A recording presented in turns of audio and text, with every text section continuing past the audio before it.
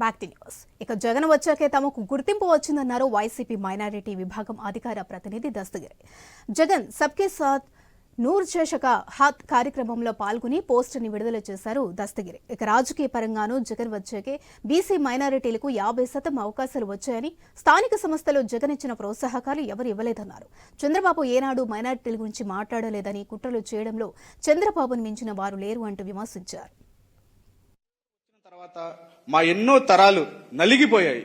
స్వతంత్రం వచ్చిన తర్వాత ఎప్పుడు కూడా ఏ పార్టీ ఏ ప్రభుత్వం కూడా మమ్మల్ని గుర్తించిన దాఖలా లేదు. జగన్మోహన్ రెడ్డి గారు మాత్రమే మమ్మల్ని గుర్తించడం జరిగింది. దేశంలో ఎక్కడా కూడా ఇలాంటి ముఖ్యమంత్రి లేరు. దానికి కారణం ముఖ్యంగా ఉమ్మడి ఆంధ్రప్రదేశ్ లో మమ్మల్ని నూర్భాష కమ్యూనిటీకి సంబంధించి కూడా ఆత్మగౌరవం దెబ్బతిన్న విధంగా సగం సాయిబ్ అంటూ, దూదేకులోడ, పింజారి మొహం ఇట్లా ఎన్నో రకాల అబ్యూజ్డ్ వర్డ్స్ ని తోటి సమాజంలో కూడా పిలిచేటువంటి పరిస్థితి. అలా ఆ విధంగా ఇకపై పిలిస్తే జగన్మోహన్ రెడ్డి గారు మాకు ఒక చట్టం ఇచ్చారు. ఇండియన్ పీనల్ యాక్ట్ ప్రకారం కూడా 1860 యాక్ట్ ప్రకారం కూడా పనిష్ చేయబడబోతుంది. ఎందుకంటే సమాజంలో బీసీలంటే ఆత్మగౌరవం ఇవ్వాలని గుర్తించిన ఏకైక ముఖ్యమంత్రి జగన్మోహన్ రెడ్డి గారు. బీసీలంటే చులకన చూసేటువంటి చంద్రబాబు గతంలో అనేక సందర్భాల్లో నాయ బ్రాహ్మణులను తోకలు కత్తిరిస్తామని చెప్పినటువంటి దాఖలాలు ఉన్నాయి. ఎస్సీలో ఎవరైనా పుట్టాలా? ఇలాంటి అబ్యూజ్డ్ గా మాట్లాడే అసలు నిజంగా చంద్రబాబు ఎస్సీ ఎస్టీ బీసీ మైనార్టీలు అంటే ఒక ద్వేషాన్ని వెళ్ళగట్టేటువంటి చంద్రబాబు నాయుడు ఉన్నారు.